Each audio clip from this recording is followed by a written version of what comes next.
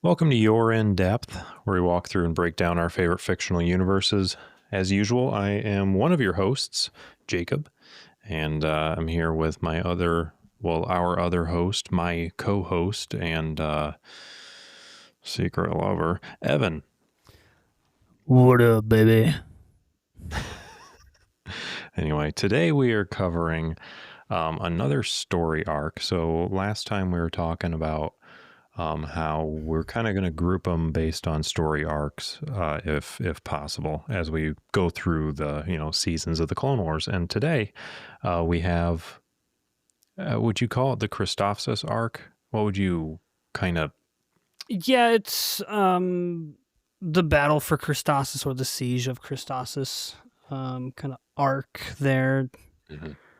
It's one of those weird ones that we mentioned last time where it's not in No, like timeline order within the episodes as they're given to us. Yeah, absolutely nowhere close, because actually Yeah. this one, so as we are currently in season 2, it is episode 16 that begins it. But then the second part in the total chronological order is then season 1, episode 16. And then the first 30 minutes of the Clone Wars movie, which in time release order came out before both of those. Yeah. So, hey. So But anyway, that's it's a what little we're weird one. doing.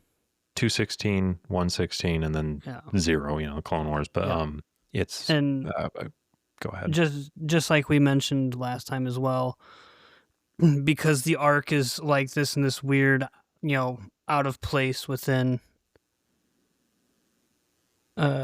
Sorry, did it cut me out right there? I had a weird thing. Okay. No, so I was saying, because of the way that it's ordered in like Disney Plus and the seasons of the Clone Wars and then the Clone Wars movie, we are obviously covering two things that we covered before, that being the Clone Wars movie and then the season 1 episode 16, but in our new format that we already went over in the last episodes that we recorded.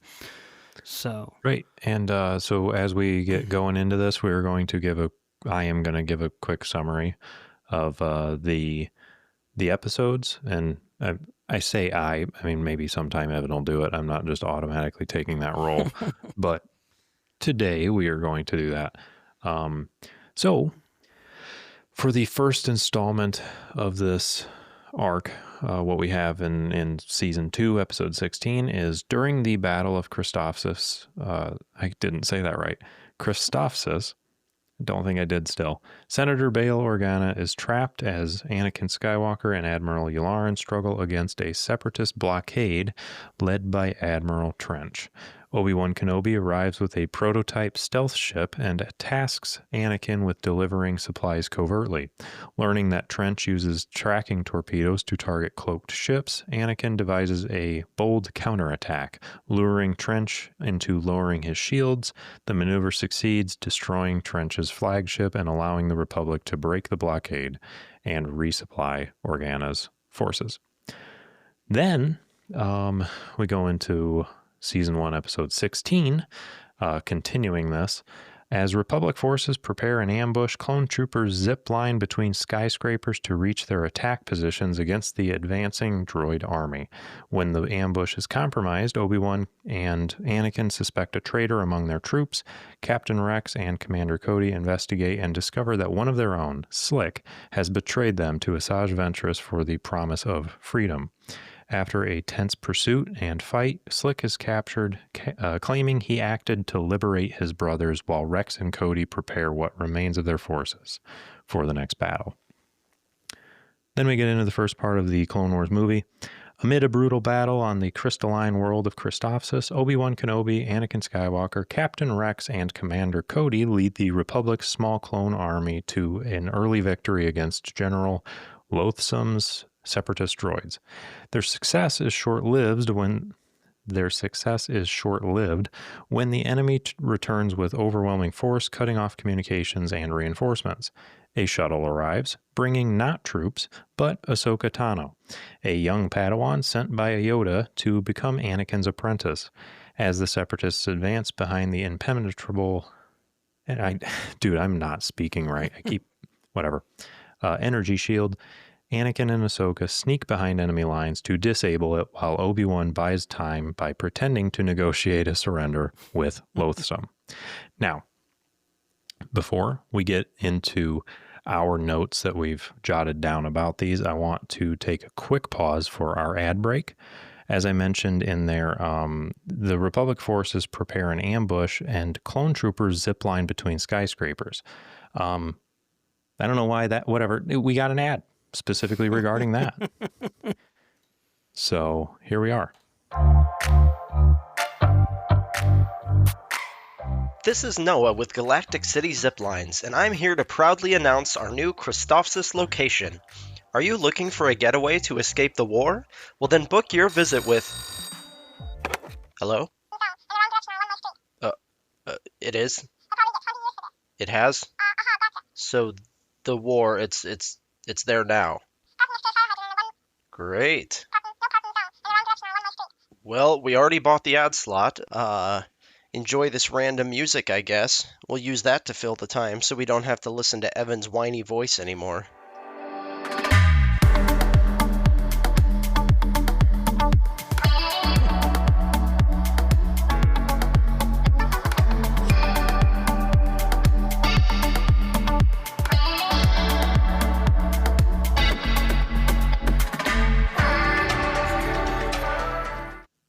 So thanks to Galactic City Ziplines for the money. Sorry that your location isn't very promising anymore.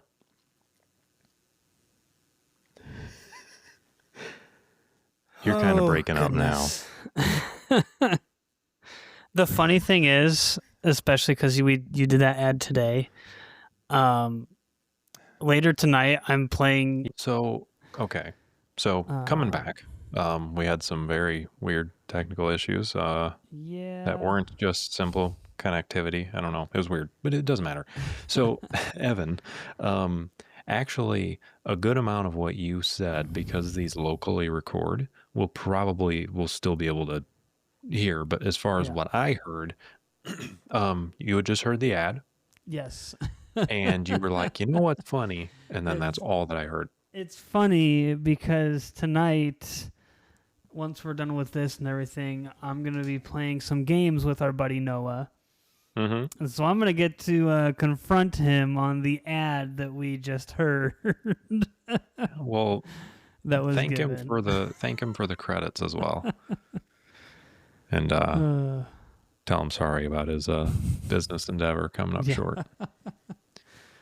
No, that one was fun. That one was fun to make because I was sitting there and I'm like, so I had just recorded the other one that we'll hear in a bit in my car on my lunch. And I got back in my, I recorded both. And then I got back into work in my lunch break. I was going to edit them. And I'm like, this one sounds like trash. And I'm like, yikes. I wonder if Noah would want to. Like, I just had the idea because I'm like, I don't really want to re-record this, but like, it would be funny to have somebody else. Yeah. And so then I texted him and he's like, yep. And he was done in 5 minutes. Well, because our buddy Noah is not the first person that you've gotten to help with an ad. Nope. He definitely was not someone that I would have guessed that would have participated in one of the ads. I don't, not that he wouldn't like agree to it. It's just like when I think of the people that both you and I know, that where you're like, if I get this person, Evan's gonna recognize who it is. Mm-hmm. You know, like Noah just didn't pop into my mind as being one that you would choose. No. But anyways, with that lovely ad, and we are going to have to send our buddy Noah our regards and the troubles that he has ran into with his business that he was trying to get going there. Yeah, I mean, luckily the other locations are still doing pretty okay, but this one, kind of poor timing on that. Yeah, but we can go ahead and get into the Battle of Christophsis. Yeah, sounds good. Again, also known as the Siege of Christophsis. Yep. And one thing I did learn that's not really told in the Clone Wars in the TV show is, and again, Grant, this is coming from like Wikipedia, so whether or not it's 100% accurate, up for you to decide. But Wikipedia actually has the Battle of Christophsis. Now you're doing it. Yeah, now I'm doing it. Jeez. But it has it placed 7 weeks after the Battle of Geonosis. Okay. So from the point of Anakin and his fleet trying to punch through the blockade, at that point, 7 weeks ago was the events of Geonosis, and Attack of the Clones and the arena and all that kind of stuff. So he lost his little Padawan haircut pretty quick. Yeah. Which is kind of funny though, because when you watch something like the 2003 Clone Wars, it's like he becomes a Jedi Knight fairly late in that. Truthfully, like there's still some battles and stuff that happen in that where he's still Obi-Wan's apprentice. But with the 2008 to current Clone Wars TV show, he goes from Padawan to Knight almost instantly. Yeah. Which is, I just thought that was definitely something interesting to kind of point out. Yeah. The first thing that I had noted was just one of those like funny kind of interactions, where it was Anakin running off and engaging with the enemy, and Obi-Wan being like, "Oh, nothing out of the ordinary," especially because I told him not to do just that.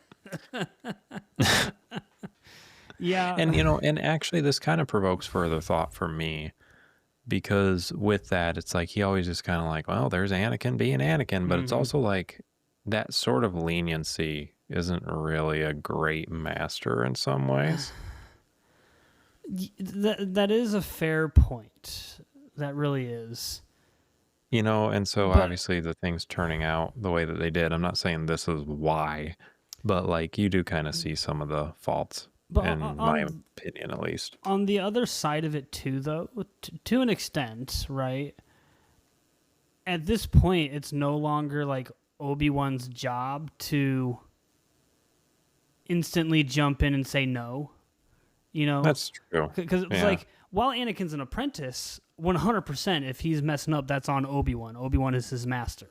Like direct chain of command, Anakin falls directly under Obi-Wan right there. But like at this point, like Anakin's disregard for the rules that we see time and time again at this point, I guess you could still say that's kind of on Obi-Wan. Well, but thinking about what's Anakin's status at this point?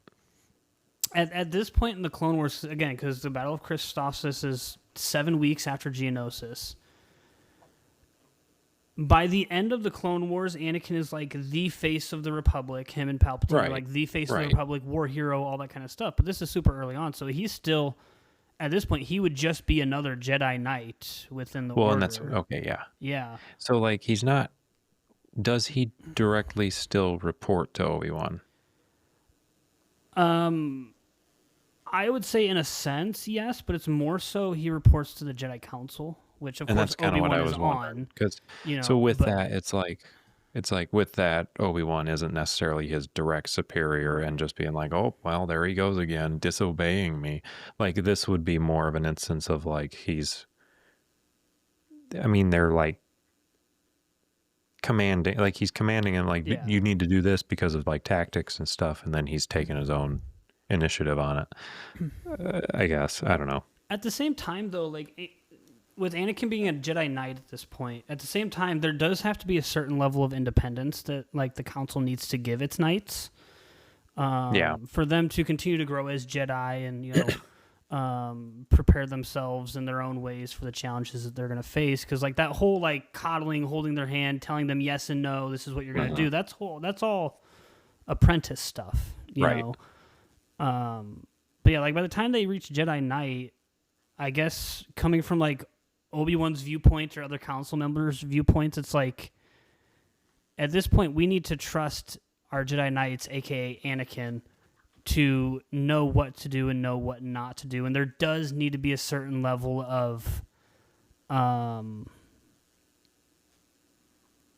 do you call it? Like a certain level of independence there that we need to give him.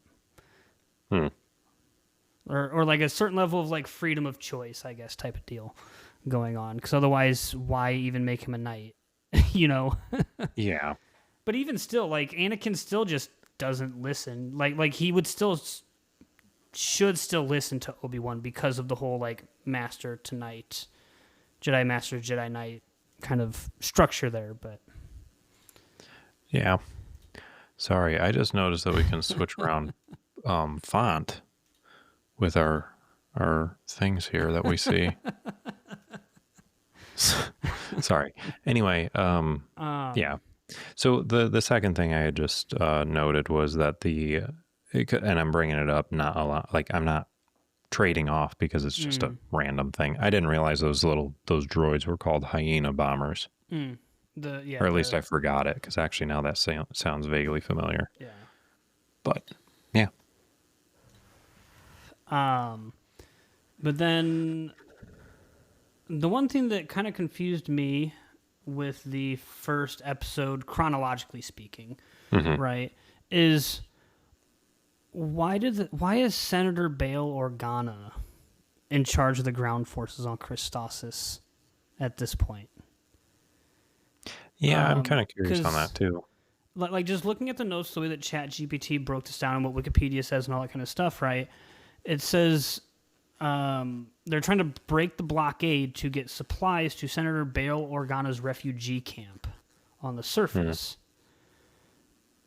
So with that, though, like the impression I got when watching the episode was Bail Organa is in charge of everybody. Like, he's given the clones orders and stuff like that. Like, I kind of got the impression that he was acting more in like a military leader type of position and not necessarily a refugee camp, you know, like not necessarily a FEMA type of leadership role.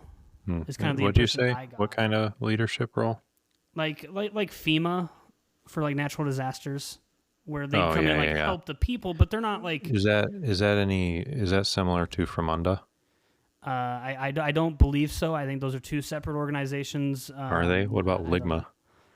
That one might be in line with it. I'd have to dig. What about into it Charisma? more. Definitely not. Charisma, no.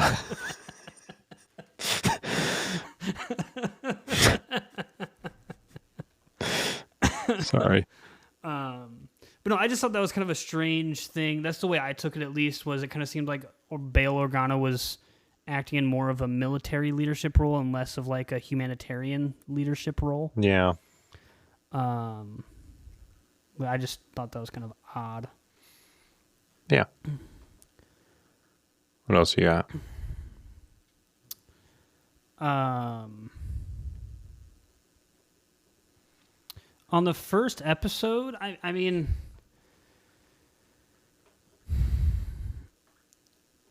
there's not really too much more that kind of stands out to me, I would say, other than I enjoyed kind of the per the title of the episode, the cat and mouse game that's played between Anakin and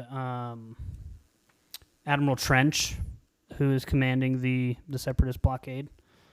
I like that cat and mouse game that you see there, the kind of the play and counter play, move and counter move type of thing that they do there. And the one other thing that I just kind of thought of it now that kind of popped to my mind was I would be really interested to get more information on Admiral Yularen's previous engagement with Admiral Trench before the Clone Wars even happens. Yeah, because he like speaks on it from experience, and it's like, Yeah, because it's like he goes to like the archives that they have available to him, and that's when he's like, "Yo, Anakin, hold the shuttle. I got important information. This is who it is." You know, right? So I'd be really curious, be really interested in seeing just maybe not necessarily the engagement as a whole, but like more information on like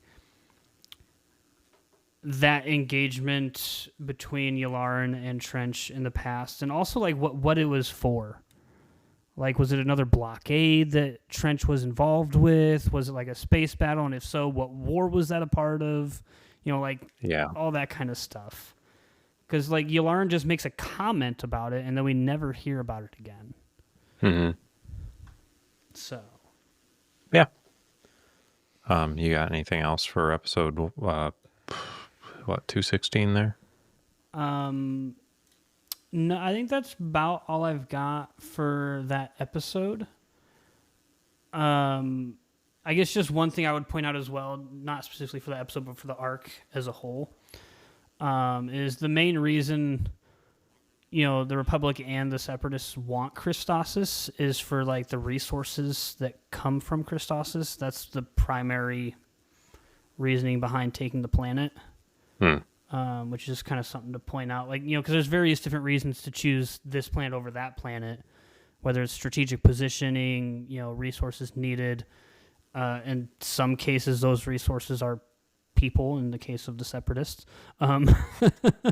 You know, but, like, so, like, just something to point out overall for the entirety of the arc is this is over the resources that they can get from the planet itself.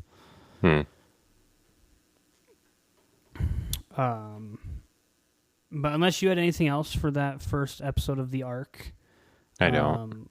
Going into the second episode, which is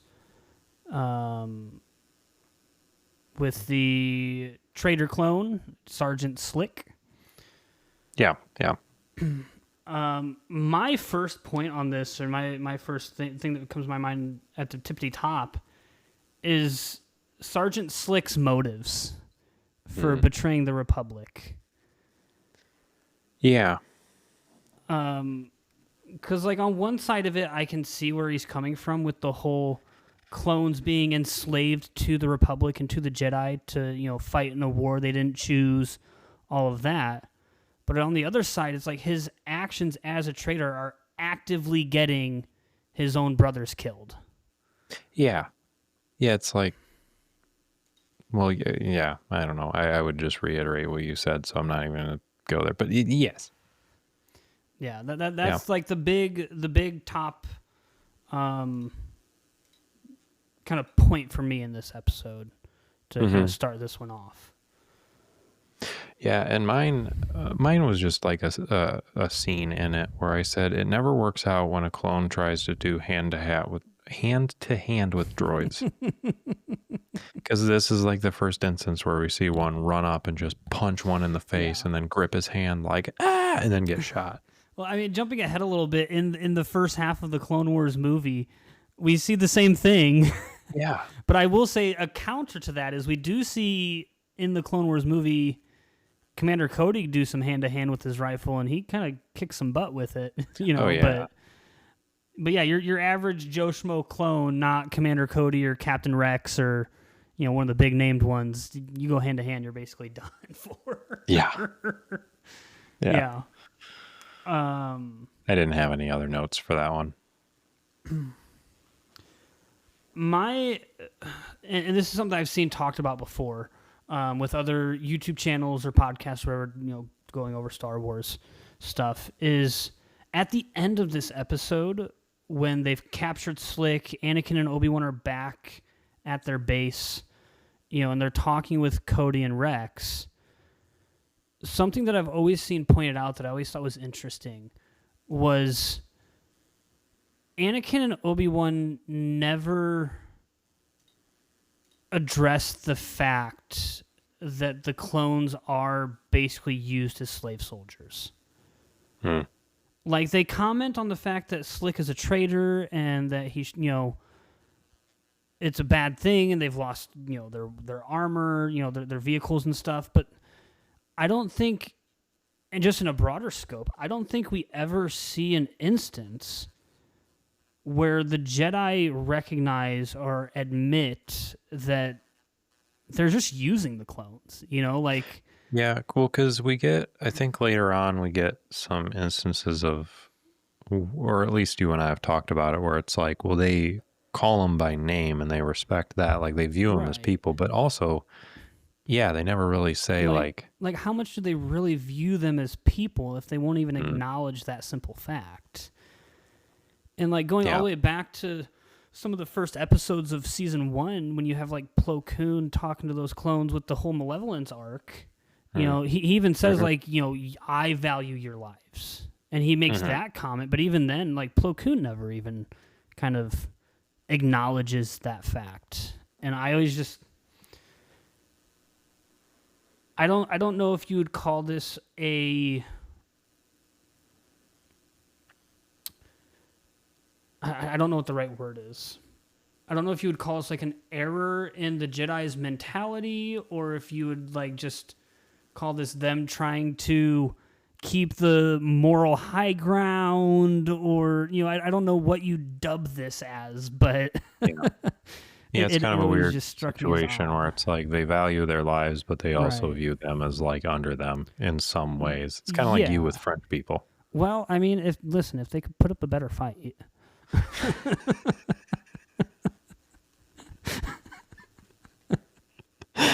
Anyway. I'm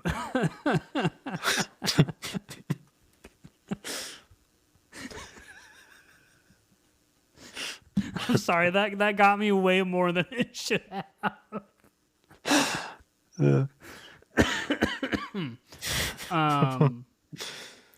In regards to this episode, I think just another big thing to point out as well is, and again, this goes back to Sergeant Slick's whole thing of like wanting to free his brothers, you know, and you know, get their freedom from the Republic and all that.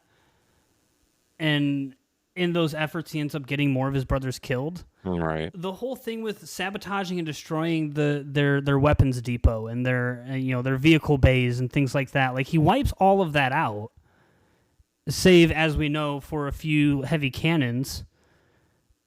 It's like, I like I said, I can see on one side where he's coming from with trying to like free his clone brothers, but the actions that he is taking is just so counterproductive to that. And it's like, I don't know what avenues he has that he can try and go through for this that would be better. Like, I don't know if he could go to the Senate and try something, but the Senate's going to vote to, you know, keep the clones as soldiers, so it's not going to do anything. But it's like, when you destroy all their weapons and their armor and everything, it's like, you're going to get them all killed. Yeah. Yeah, it's not very well thought out. You're really freeing them of life. Okay, real quick, because my eyes are wandering. The bookshelf you got there, third shelf up. What is that in the corner? Right. Sorry, I'm trying to. Here? Down. That thing. Right there? Yeah. Oh, that's the end of a dagger that I have. Oh, okay. It just looked.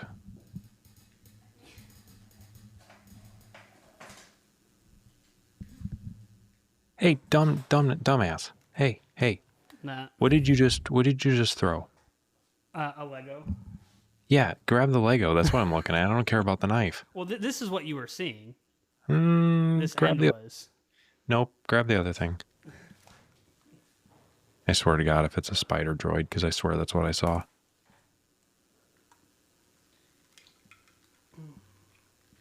Dumb. Yeah. Oh, God dang it.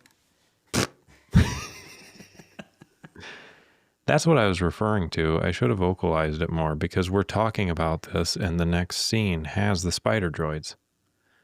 And I'm looking around and I'm like, I think that's a spider droid. And then you push that aside and you just keep dropping it.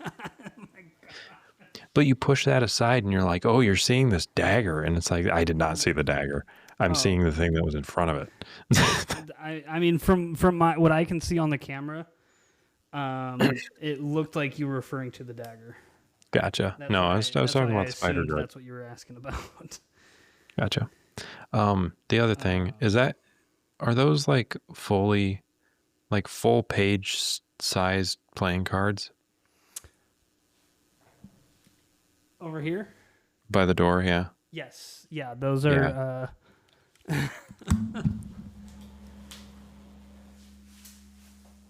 He's got some cool Legos. I just keep seeing them all over the place. I just keep seeing Legos. That, though... And found this. It is full-sized... Yep.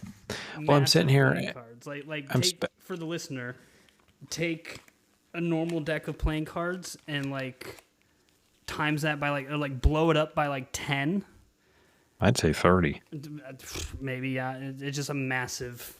It's bigger than my head. Yeah.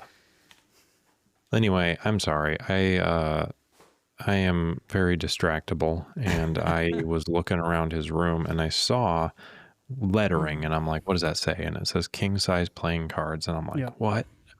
Is that like, yeah, and it's like the size of a dang picture frame. Yeah. Like a good, like 11 by freaking, not even 11, probably like 10 by 14. It doesn't matter. Anyway, so I saw stuff. Yeah. So going into the movie and connecting the dots a tiny bit, because this is what threw me for a loop, okay? I'm reading that, and then I'm like, okay, what's my next note? And I said that I never noticed the way that the spider droids fired, where they have one cannon, they fire it, and then it rotates and fires, and then it rotates and fires. It's kind of cool. But anyway, as I'm thinking about spider droids, I'm looking around your room, and I'm like, is that a freaking spider droid? Yep. So then I'm like, hey, is that one? And you're just like, oh, here's a dagger. And, you know.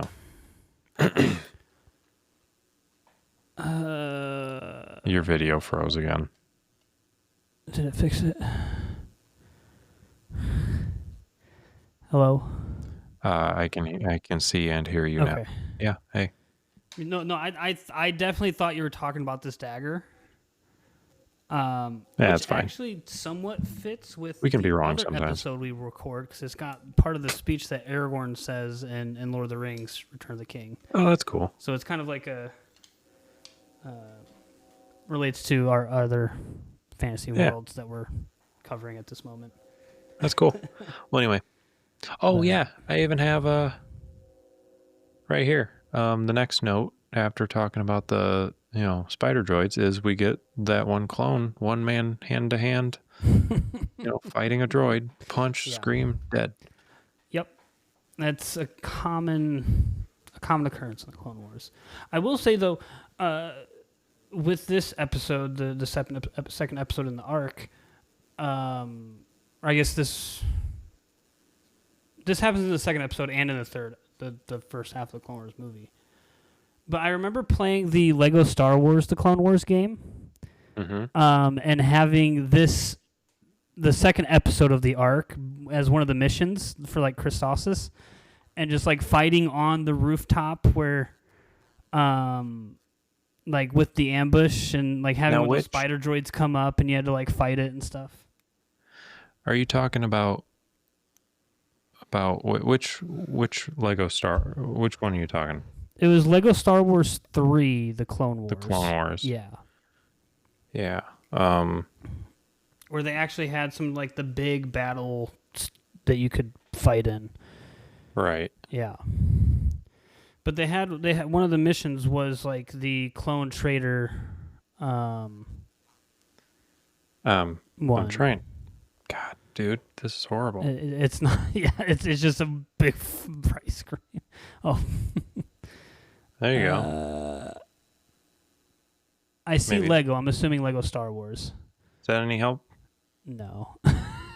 It's just like it's reflecting your computer screen and just covering up what you're trying to show me.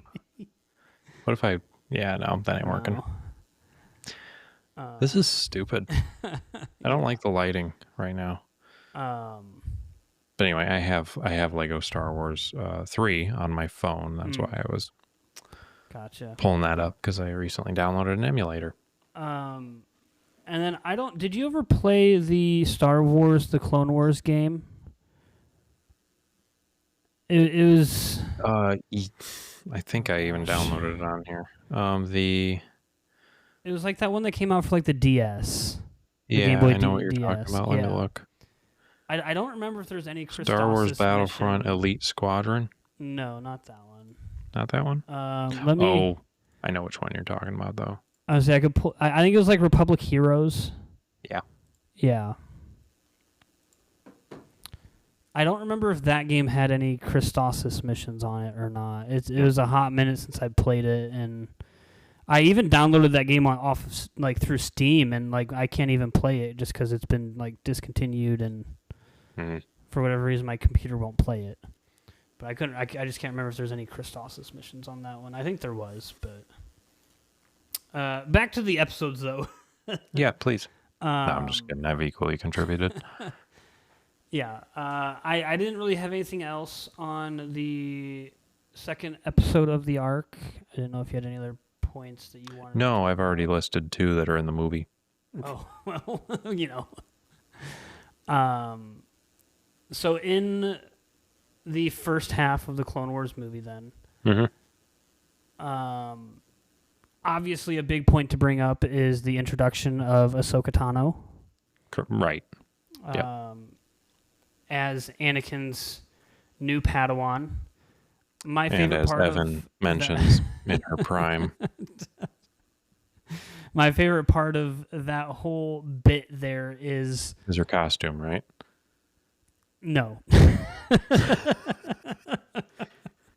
No, my favorite If part of that anybody whole is bit there joining is, us for the first time and still with us, and even after that still with, I make a lot of bad jokes towards Evan. He's not a creep. I want to point that out.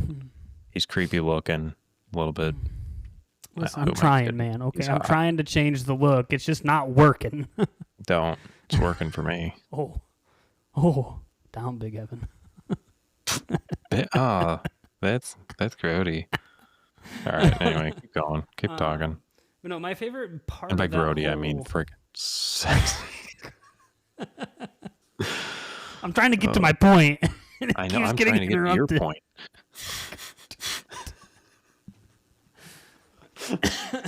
I swear, at least half of the time we do these recordings is just Jacob trying to make me laugh. I swear. Yeah. I will let you continue.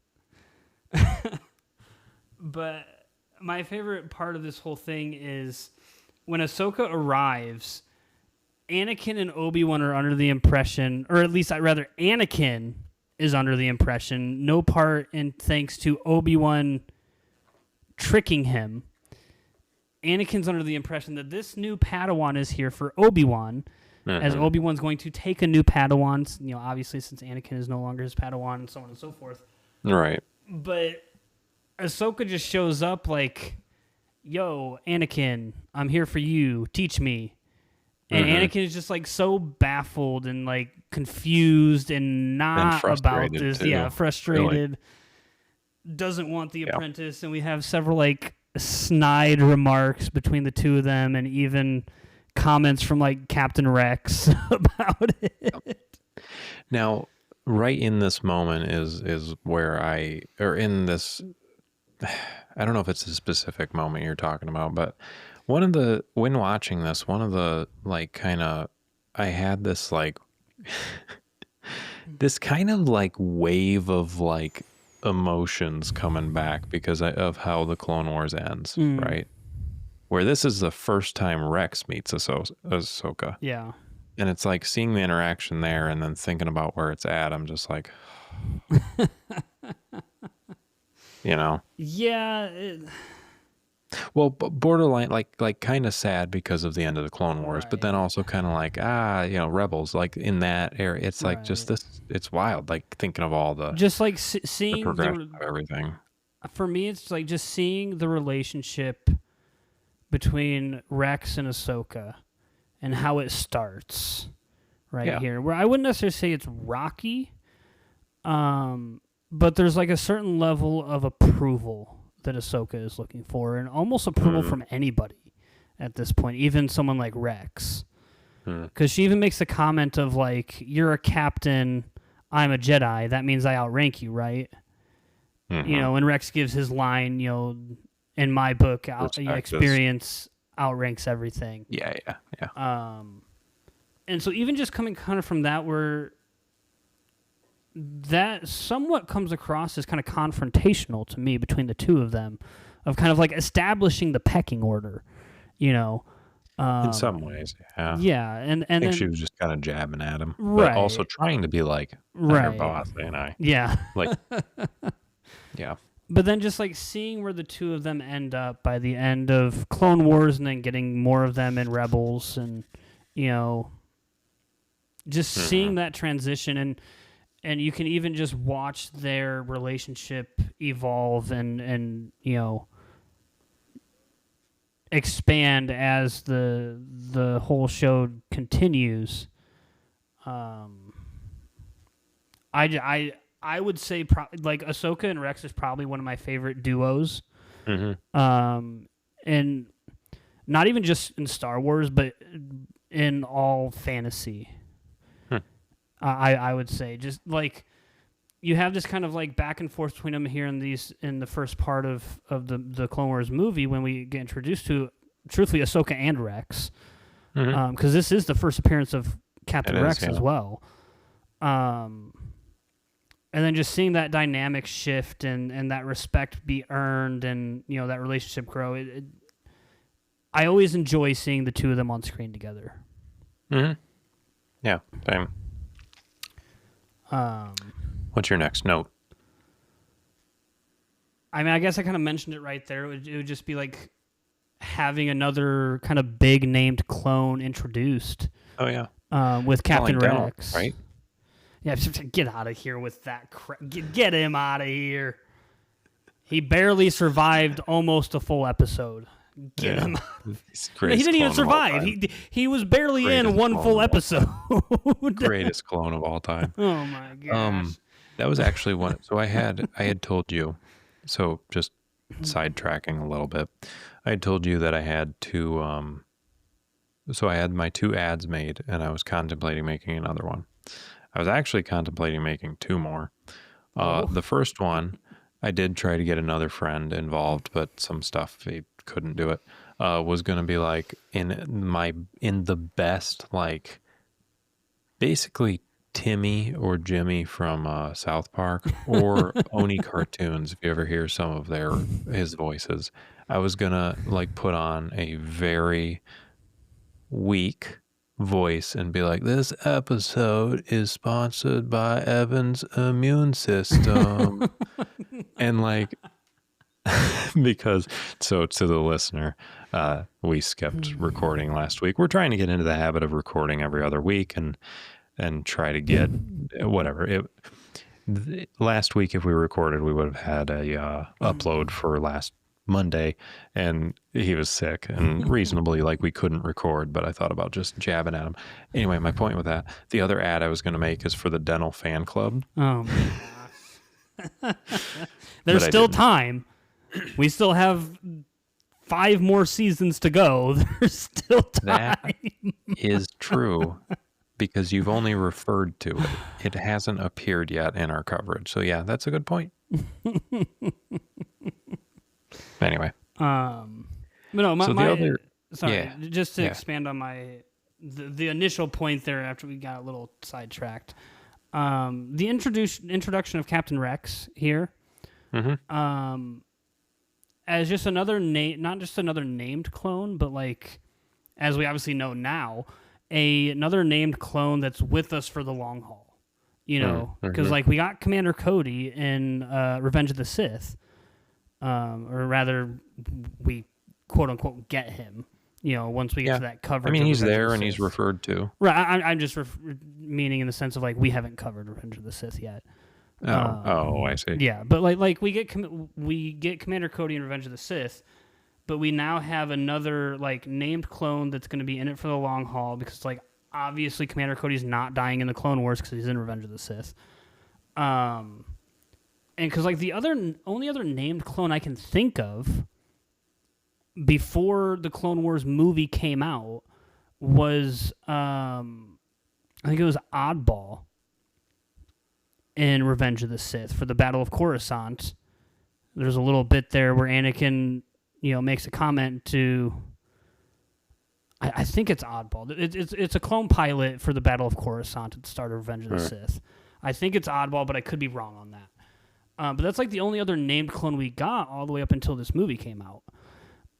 And so it was, especially when the movie initially came out, and even now looking back, it's nice to get those other named clones. And obviously with the whole Clone Wars TV show, getting the different arcs with clones in them and all that kind of stuff. But Captain Rex has always been obviously a fan favorite. He's one of my favorite. And I like seeing his arc throughout the whole Clone Wars as well. He has a really cool arc, kind of going from by the books, follow the rules, clone trooper, and then spending more and more time with Anakin, and kind of changing because of that influence of Anakin. Yeah. But he was like a really big one that when introduced in this movie, I think fans just kind of gravitated to him naturally. And for those that don't know, Captain Rex's armor is actually the most unique armor in all of Star Wars, in terms of the clone troopers, with the different markings and everything that he has on his armor. Wasn't there something with his helmet too? That's not until it transitions to, or I guess there is, but I think the big one that you might be thinking of is the transition from Phase 1 to Phase 2. Yeah. Yeah, there's a whole thing with that. But there's also, I think it's called like the cat eyes on his helmet, those like yellow V markings on it is another big one that people point out in regards to his armor. I just thought they were eyes for his, or ears for his eyes. Maybe. I don't know. Don't you have some of them? Don't you have a little bit of experience in there? I don't. I've been looking for the perfect set online. I haven't found them yet. I can picture you being a Nico. What the fuck? Nothing. Keep going. No, that was just something that I was gonna bring up. Was just the introduction to more named clones and just kind of like that fan base that Captain Rex has gotten since the Clone Wars has come out, and as it came out, just more and more people gravitated to. Yeah. Also, I'm sorry, dude. My obviously my attention span's shot. I just want to point out that if the listener can hear the constant creaks, that is my chair. I am not shatting. Don't listen to him. He's shatting so hard right now. Like a fart. It just keeps like every. Let me see if I can. I can hear it. Yeah, I can hear that. Some of them sound pretty flatulent. Yeah. Anyways, I guess your next point though for the first half of the Clone Wars movie.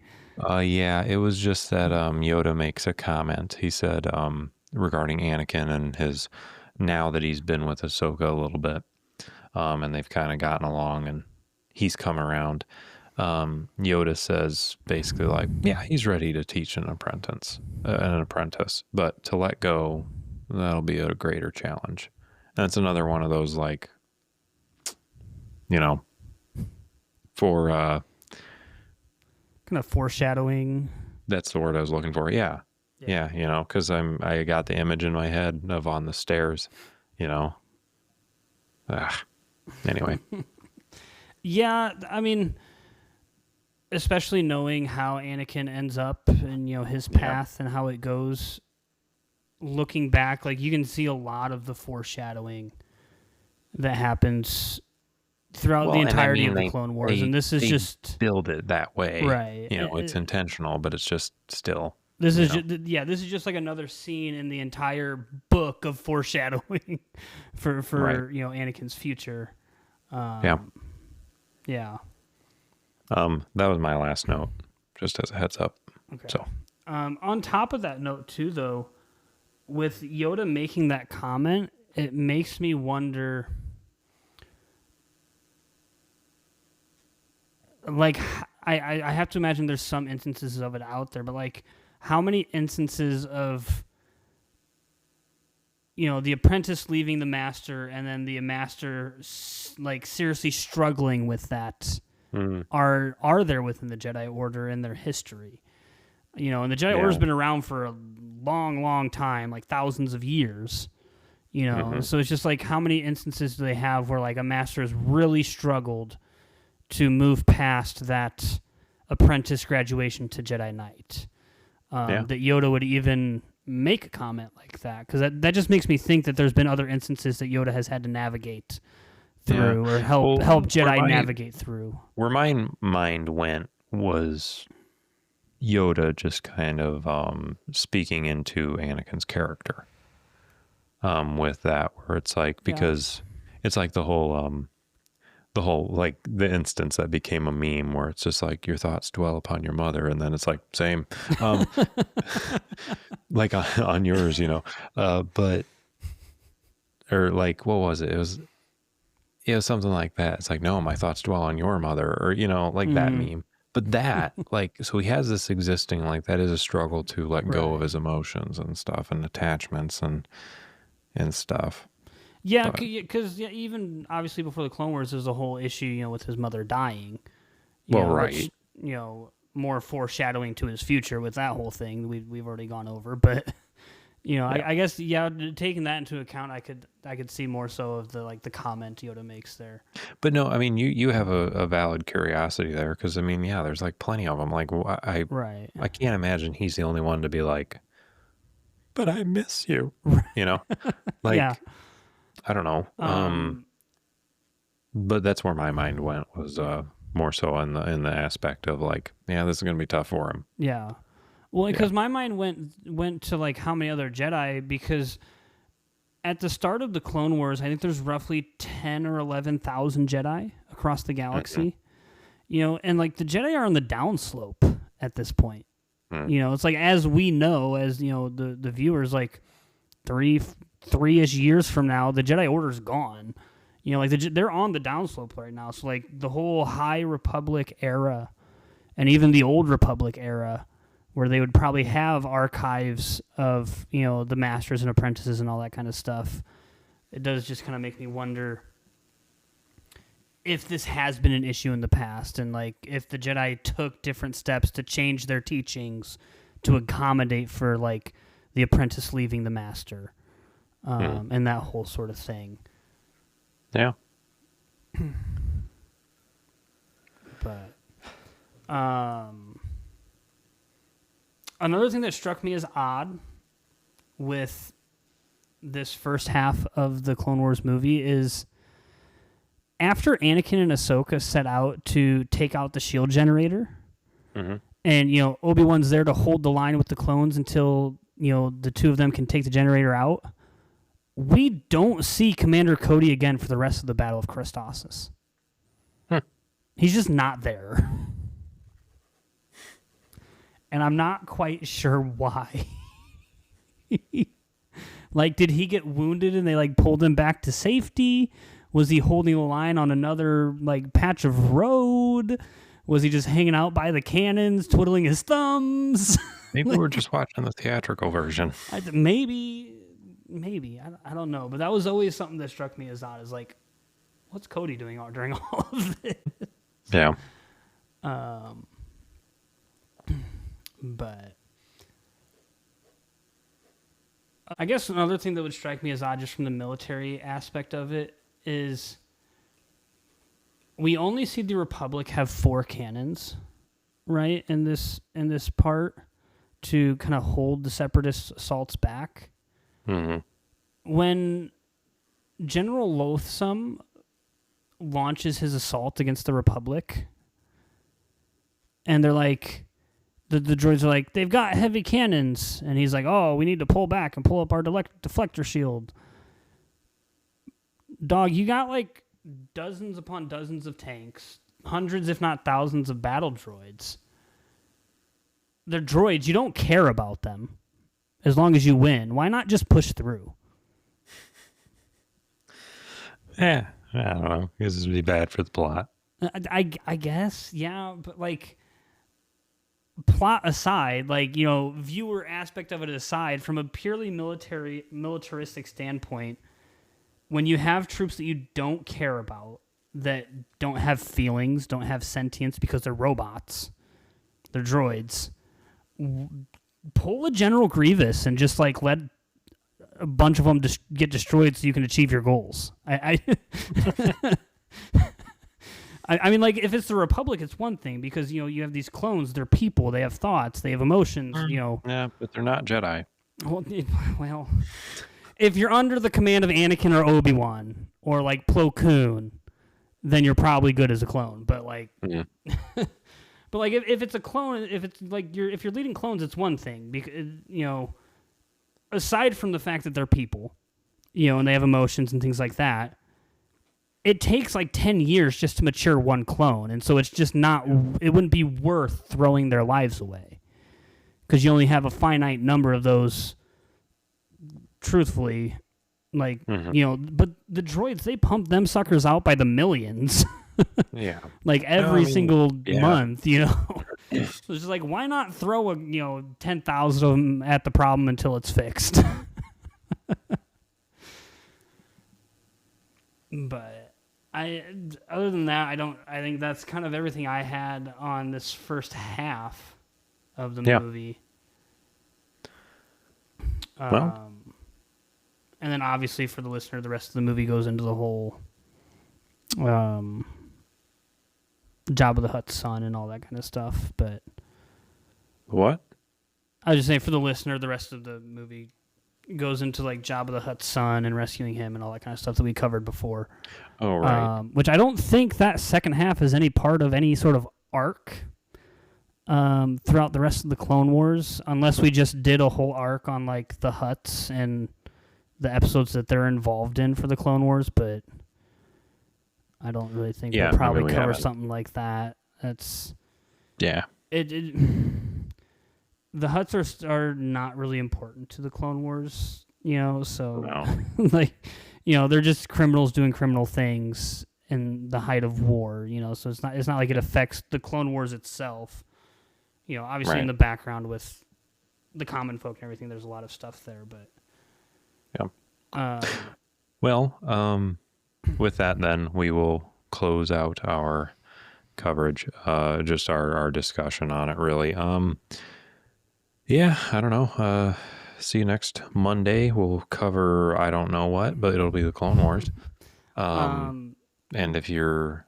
Before we kind of go into Not our next ending... Monday. I was wrong on that, by the way. Go ahead. Our ending spiel that we do every episode. I was just going to say goodbye, but I guess you call that a spiel. the likes and stuff like that. I'm just going to say bye. I guess my question for you is, what is your take on the overall arc of Christophsis? If you had to choose like one high moment and one low moment, or one most like, one least like moment of the arc, what would you go with?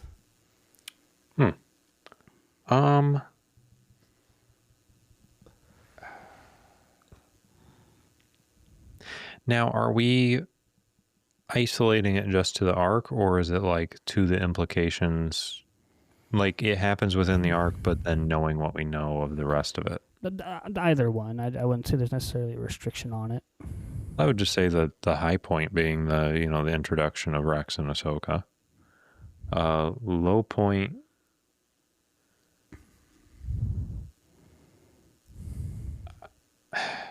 I'm not a huge fan of the... No.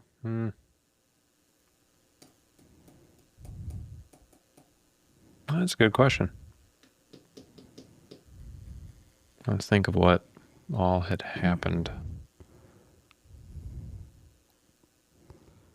Sometimes depending on how the battles are going, not always interested in them. Now, they're still leagues above the Senate episodes. Oh, yeah. But some of them, it's just kind of like, meh. I don't know. I'm much more interested in like the development of like things and characters and, and so it's just like, oh, here's this one battle and here's, I don't know. It's interesting enough, but I if I have to choose a low point, it's maybe some of the parts of that. Okay. What about you? My high point, I think, of the episode is, or of the arc rather. Truthfully, it might be kind of counter to you. Is I like the battle of it, right? Where it's not necessarily like conversation and like the big heroes, aka the Jedi, doing their thing. It's like you've got the line of clones there, and they open fire, and you have the battle back and forth. Very specific event is in the first half of the Clone Wars movie, where they've got the line there, and they give the order to fire, and then the one clone jumps up, and he's like, "Let's get him!" and he gets domed. Mm-hmm. that scene always cracks me up because it's just like, this dude is so hyped.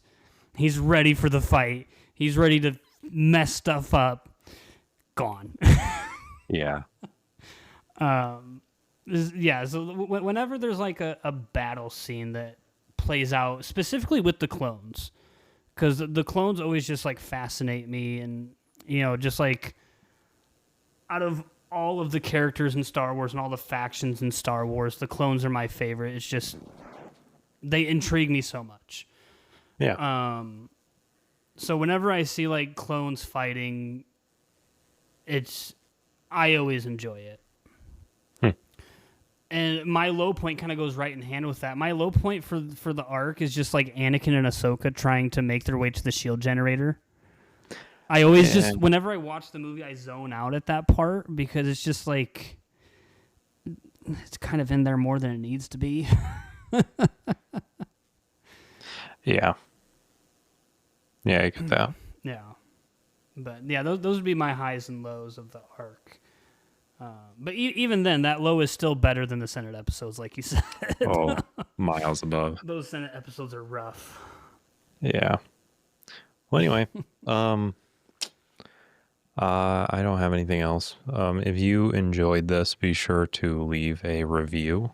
If you're listening on Apple Podcasts, be sure to leave an actual like a review rather than a rating, because if we get 25 of those, we're going to do a live stream of just whatever arc we're covering at that point, whatever thing, when we reach it. Go ahead and share it with your friends if you did like it that much, because every 1,000 downloads we're going to put out a blooper reel. I've still got to accumulate some of them, but I think I got some. So, and then for those reviews on Apple as well, yeah, I will say, with ratings and reviews, we are sitting at 11 ratings, which each of those ratings has a review. Okay. So we're currently at 11, so 14 more of those, and we'll... What's the most recent one? Was that Nori? Yeah, 3 years ago. Okay, yeah, so that's, yeah. I thought we were sitting at 10, but yeah, okay. No. Well, anyway, yeah, sitting at 11. Apart from that, if you're on Spotify, you can help as well, because a couple episodes back for our Rings of Power, I made a song about Evan, and if we reach 500 followers on Spotify, I will complete that song. So that's just kind of a fun little thing. But review us there too, comment on the episode, whatever, interact with us. I'm done talking. I just, all that stuff. I'm just trying to see if it gives me the total number on Spotify that we're at right now, which it does not. I think it's just something I can see on the back end. Yeah. So anyway, see you next Monday for Rings of Power. That the following Monday will be more Clone Wars. That's what I messed up earlier. I will say though, on Spotify we do have 4 ratings. Yeah, I saw that. So that's cool. That's cool. Making progress, slowly but surely. Mm-hmm. Anywho, anything to close? Just did you do the 1,000? Yep. Okay. I was looking at this when you said that. Then I don't have anything else to close out this episode. Bye. Then. Toodles. Deuces. Yeah. Deuces.